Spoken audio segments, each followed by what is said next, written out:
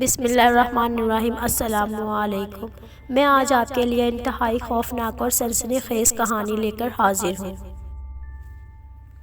अगले दिन वलीद जल्दी क्लिनिक के लिए निकल गया और नवाब ताया जी और अब्बू के साथ ज़मीनों पर चले गया था। शानो दादो के साथ सेहन में बैठी थी। चारपाई पर धूप निकली हुई थी। दादो शानो को इसके बचपन के किस्से सुना रही थी। अम्मा और ताई जी घर के कामों में मसरूफ़ थी। शानो पूरी रात सो नहीं सकी थी। उसे समझ नहीं आ रही थी कि उसके साथ क्या हो रहा है। कोई भी उसकी बात पर यकीन नहीं कर रहा। यही बात शानो को सता रही थी। शानो ने सोचा क्यों ना दादो से शेयर करूं ये बात, शायद वो मेरी बात का यकीन कर लें। दादो, मुझे आपसे एक बात करनी है। कल रात मैंने पिछले शहर में एक लड़की को देखा था। उसके साथ एक लड़का भी था और वो हवेली की तरफ भागे गए। तो शानो ने जल्दी से अपनी बात ख़त्म की। दादो ने हैरान होते हुए शानो की तरफ देखा। यहाँ तो तुम्हारे अलावा कोई लड़की नहीं है शानो, तुम्हें कोई वहम होगा। दादो ने हंसते हुए जवाब दिया, नहीं दादो, मैं सच बोल रही हूँ। मुझे अजीब अजीब सी आवाज़ें भी सुनाई देती हैं दादो। मैं कल पूरी रात सो नहीं सकी। मुझे एक लड़की और लड़के की आवाज़ें सुनाई देती हैं, लेकिन मुझे समझ नहीं आती ये आवाज़ें मुझे ही क्यों सुनाई देती हैं, किसी और को सुनाई क्यों नहीं देती। और मुझे कल वलीद ने भी बताया था कि यहाँ भूत हैं। दादो, मुझे वापस जाना है। आप अब्बू से बात करें, मुझे नहीं रहना यहाँ पर। अगर मैं यहाँ रही तो पागल हो जाऊँगी। शानो, क्या हो गया है? अभी कल ही तो आई हो और अब तुम यहाँ से कहीं नहीं जा सकती। तुम्हारी शादी तय कर दी है मैंने वलीद के साथ। दादो ने इसके सर पर हाथ फेरा। दादो ने इसके सर पर बम फोड़ दिया। इस खबर को सुना के मैं ऐसा नहीं होने दूंगी। ताई जी अचानक वहाँ आ गई। मैं आपका यह ख्वाब कभी पूरा नहीं होने दूंगी। अम्मा जान, पहले के दिए हुए गम नहीं भूली मैं अभी। असफत से इसकी शादी भी आप ही का फैसला था ना अम्मा? क्या हुआ, याद तो है आपको? भूली तो नहीं होगी आप। उसकी वजह से मैंने अपना बेटा खो दिया। अब दूसरा बेटा खोने की हिम्मत नहीं है मुझ में। शानो की अम्मा भी वहाँ आ चुकी थी। भाभी, खुदा का वास्ता, शानो की तबीयत ख़राब हो जाएगी। उसकी याददाश्त कमज़ोर हो चुकी है। वो सब भूल चुकी है। उसे फिर से याद मत दिलवाएं। सब ड्रामे हैं उसके, सब जानती हूँ मैं। उसको सब कुछ याद है। उसने मारा था मेरे असफत को, इसीलिए डरती है, ड्रामे करती है। ये सब मेरे एक बेटे की जान लेकर सुकून नहीं मिला उसे। अब मेरे वलीद के पीछे पड़ गई है। अब की बार मैं उसे नहीं होने दूंगी। हमें माफ़ करें आप लोग। वो दोनों हाथ जोड़ते हुए बोली। बस करो जाहिदा, बहुत बोल लिया तुमने। मेरी बच्ची के बारे में जो कुछ हुआ था उसमें उसकी कोई गलती नहीं थी। वो बस एक हादसा था। दादो बोल पड़ी थी। शानो बस चुपचाप सबकी तरफ देख रही थी। असफद, उसके मुंह से ये नाम निकला और वो चारपाई पर गिर गई। शानो को गिरते देख उसकी अम्मी जल्दी से इसकी तरफ बढ़ी और इसका चेहरा थपथपाना शुरू कर दिया। शानो, क्या हुआ तुम्हें? आंखें खोलो। वो जल्दी से फ़ोन की तरफ बढ़ी और नवाब को जल्दी से घर आने का कहा। शानो बेहोश हो गई है। वलीद, जल्दी से घर पहुंचो। नवाब ने उस फ़ोन को बंद किया और घर की तरफ रवाना हुआ। शानो को वलीद ने उठाकर उसके कमरे में बेड पर लेटा दिया। उसकी अम्मी और वलीद उसके हाथ पांव मल रहे थे, लेकिन शानो को अभी तक होश नहीं आ रहा था। ये क्या हो गया? मेरी बेटी को भाभी को मना भी कर रही थी कि मैं मत नाम लें शानो के सामने असफत का, लेकिन भाभी नहीं रुकी। इनकी बातों पर वलीद ने चौंक कर इनकी तरफ देखा। चच्ची जान, आप परेशान नहीं हो? शानो बिल्कुल ठीक है, बस कमज़ोरी की वजह से चक्कर आ गया है। उसे मैंने इंजेक्शन दे दिया है। उसका बीपी लो हो चुका था, कुछ देर तक होश आ जाएगा। आप चलें, यहाँ से आराम की ज़रूरत है उसे। वो टस से मस ना हुई तो वलीद ने आगे बढ़कर इनके कंधे पर हाथ रखा तो उन्होंने इल्तिजाई नज़रों से वलीद की तरफ देखा। वो यहाँ से नहीं जाना चाहती थी। मेरा यकीन करें चच्ची जान, शानो बिल्कुल ठीक है, आप चलें मेरे साथ। वो इनको साथ लेकर बाहर आ गया और दादू के पास बैठ गए दोनों। हुआ क्या था आखिर शानो? सुबह तो बिल्कुल ठीक थी।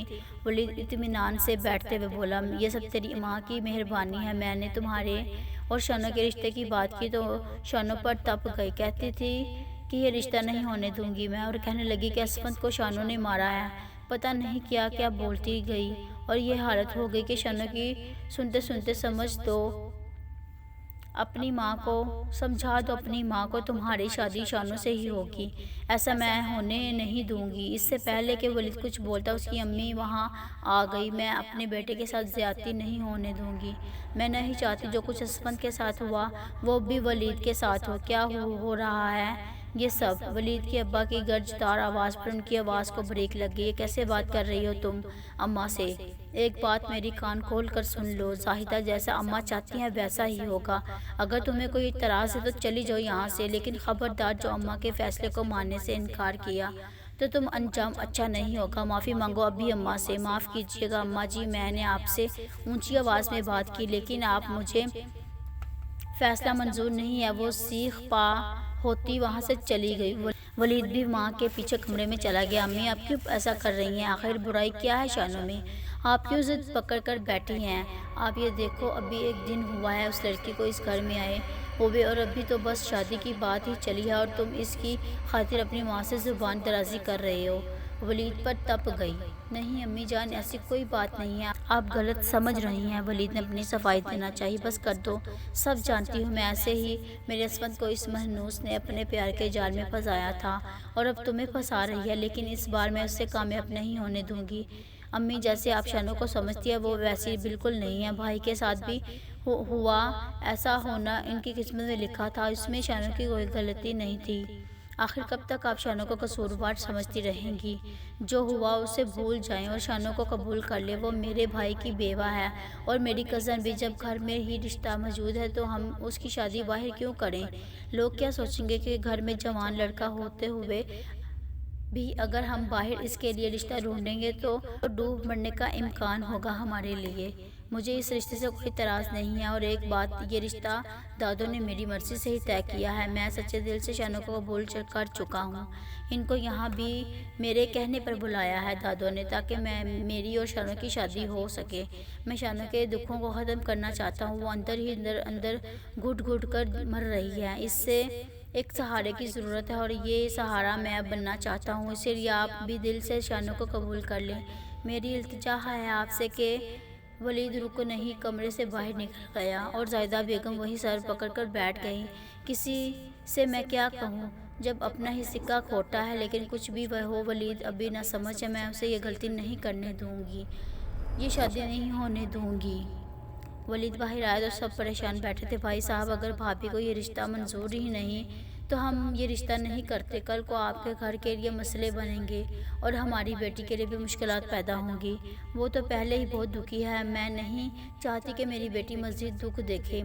आज जो कुछ हुआ वो दोबारा फिर ऐसा हो तो फिर क्या होगा? मैं अपनी बेटी शानों को खो दूँगी। अम्मा परेशानी से बोली। चची जान आप परेशान ना हो, अम्मी ज़्यादा देर नाराज़ नहीं रहेंगी, वो जल्दी ठीक हो जाएंगी। आप लोग मुझ पर भरोसा रखें, मैं शानों को कोई तकलीफ़ नहीं पहुंचने दूंगा। आप लोग बेफिक्र होकर शादी की तैयारियां करें, बाकी सब फिक्रें छोड़ दें आप लोग। वलीद ठीक के कह रहा है भाभी, अब शानो हमारी जिम्मेदारी है, आप लोग बेफिक्र हो जाएं। वो मेरी बेटी है और मुझे वलीद पर पूरा भरोसा है। शानो का बहुत ख्याल रखेगा, आप लोग वही भरोसा रखें उस पर। ठीक है लाला जी, आपको बेहतर लगे तो। शानो के अब्बा ने जवाब दिया। ऊपर खड़ी शानो सारी बातें सुन रही थी। वलीद की नज़र उस पर पड़ी तो चुपचाप अपने कमरे की तरफ बढ़ गई और वलीद भी टाइम देखते हुए बाहर की तरफ बढ़ गया। नवाब तुम घर में ही रुको, हम लोग चलते हैं, ज़मीनों पर जाना ज़रूरी है। तुम घर में ही रुको, किसी चीज़ की ज़रूरत पड़ सकती है। तुम कहते हुए वो दोनों भाई बाहर की तरफ बढ़ गए। शानो अपने कमरे में चुपचाप बैठी सारा मुअम्मा हल करने की कोशिश कर रही थी। असमत कौन है? क्या ताई जी का एक और बेटा था और उसकी उनसे शादी और वो मर गया? ताई जी का क्या कह रही थी? मैंने मारा उसे। शानों की समझ में कुछ नहीं आ रहा था। अगर मेरी शादी हुई तो मुझे कुछ याद क्यों नहीं आ रहा? ये सब क्या हो रहा है मेरे साथ? और वलीद से मेरी शादी तय कर दी दादों ने। मुझे इस बारे में वलीद से बात करनी होगी। आने दो ज़रा शाम को वलीद को, फिर उससे बात करती हूँ कि क्या मुअम्मा है। मुँह फैलाए खड़ी वलीद की तरफ देख रही थी, कुछ बोल ही नहीं रही थी। वलीद टेंशन में पड़ चुका था। शानों की तरफ बढ़ा। क्या हुआ? तुम कुछ परेशान लग रही हो मुझे। वलीद की बात पर शानों की नज़र आंखों से आंसू जारी हो गए। इस वक्त कौन है वलीद? मुझे उसका उस बात का जवाब चाहिए, मुझे टालने की कोशिश मत करना। आज मैं उस बात का जवाब लिए बगैर नहीं जाऊंगी यहाँ से। सच बताओ मुझे, नहीं तो मैं पागल हो जाऊंगी। शानो मसलसल रो रही थी। उसे ऐसे कौन से राज हैं मेरी ज़िंदगी के जिनसे मैं अनजान हूँ? मुझे क्यों याद नहीं आता कुछ? आखिर क्यों वलीद? शानो सर दोनों हाथों से थामे हुए नीचे कारपेट पर बैठ के थक सी गई थी उन सब यादों से पीछे छुड़वाते। शानो को नीचे बैठते देखा। वलीद जल्दी से आगे बढ़ा और शानो को सहारा देते हुए सोफे पर बैठा और जल्दी से पानी का गिलास शानो की तरफ बढ़ाया। शानो ने पानी पीने से इनकार कर दिया। वलीद ने गिलास उसके मुंह को लगाया दिया। ना चाहते हुए भी शानो को पानी पीना पड़ा। उसने मुश्किल 2 घूंट पानी पिया और गिलास पीछे कर दिया। अब वलीद ने कोई मज़ाहमत नहीं की और गिलास साइड पर रख दिया और ख़ुद घुटनों के बल शानो के सामने बैठ गए। शानो अभी भी रो। वलीद को इसके आंसू अपने दिल पर गिरते हुए महसूस हुए। दुख से आंखें बंद करके एक लंबी सांस लेते हुए दोबारा आंख खोल दी उसने। I hope you like this video. Please like, share and subscribe to my channel and don't forget the press bell icon. And next video में बाकी हिस्सा मुलाहिज़ा फरमाएं।